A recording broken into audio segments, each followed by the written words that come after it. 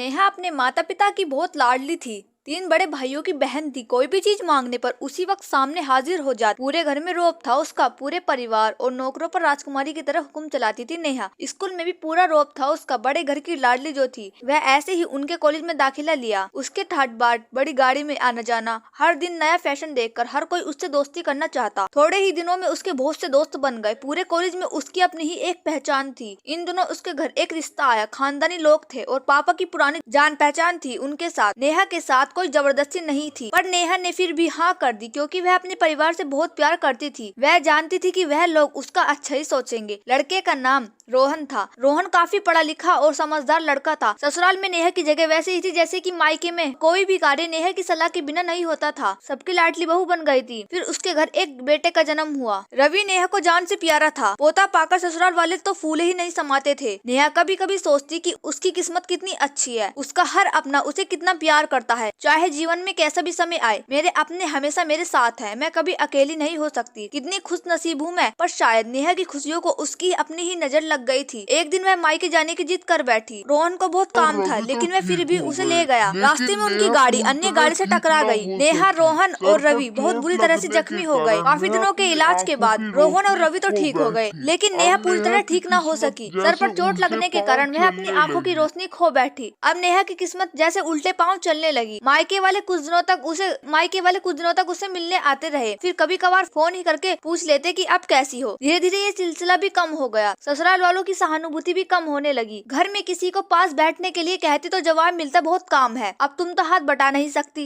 रोहन भी चिड़चिड़ा हो गया। बस रवि ही था उसके साथ, जिसके साथ हंसते खेलते उसका वक्त गुजरता। एक दिन नेहा के हाथ से कुछ सामान गिर गया जिसकी वजह से रवि को हल्की सी चोट लग गई। नेहा के सास ससुर ने रवि को उससे अलग कर दिया, कहीं उसके ना देखने की वजह से बच्चे को कोई नुकसान न हो जाए। नेहा अंदर से टूट चुकी थी। एक दिन उसने सबके सामने मायके जाने की इच्छा रखी तो रोहन उसे तुरंत मायके छोड़ आया, जैसे कि वह भी यही चाहता था। लेकिन रवि को उसके साथ नहीं भेजा। नेहा कभी रवि से दूर नहीं रही थी, पर अपनी कमी के कारण उसने ज्यादा बहस नहीं की। नेहा को लगा कि 3-4 दिन वहाँ रहेगी तो थोड़ा हवा पानी बदल जाएगा, क्योंकि वह कितने दिनों से कहीं भी बाहर नहीं गई थी। घर वाले भी इतने दिनों बाद उसे देख कितने खुश होंगे। नेहा के घर पहुँचने पर सब लोग बहुत खुश हुए। खाने में सब कुछ नेहा की पसंद का ही बना था। उसने अपने मम्मी पापा और भाई बहनों से दिल खोलकर बातें की। उनके छोटे छोटे बच्चे भी बुआ के साथ घुल मिल गए थे। रात को सोने के वक्त जब वह कपड़े बदलने लगी तो उसे पता चला कि उसका बैग तो पूरा भरा हुआ था। वह सब समझ गई। वह बहुत उदास हो गई। कुछ दिनों तक तो सब ठीक रहा, फिर जैसे सब बदलने लगा, सबका व्यवहार बदल रहा था। वह लोग जैसे थक चुके थे उससे। सब लोग घुमा फिरा कर पूछने लगे कि रोहन कब आ रहा है, उसे ले जाने। वह बहाना बना देती, जबकि वह जानती थी कि उस घर में अब उसके लिए कोई जगह नहीं है। नेहा से चलते वक्त कुछ न कुछ नुकसान हो जाता। थोड़ी बहुत टोका-टाकी उसे सुनाई देती, वह टाल देती। एक दिन उसके हाथ से लगकर एक कीमती फूलदान टूट गया। छोटी भाभी ने बहुत हंगामा मचाया। नेहा के माता पिता रोज रोज के झमेलों से तंग आ गए थे। उन्होंने रोहन को खुद से फोन कर दिया। रोहन नेहा को अपने घर ले गया। नेहा को अपने परिवार वालों से ये उम्मीद ना थी। जिस नेहा के कहे बिना घर में एक पत्ता भी नहीं हिलता था, उस घर के लिए वह बोझ बन चुकी थी। रोहन के साथ ससुराल आते वक्त वह बहुत खुश थी, क्योंकि वह अपने घर जा रही थी, अपने जिगर के टुकड़े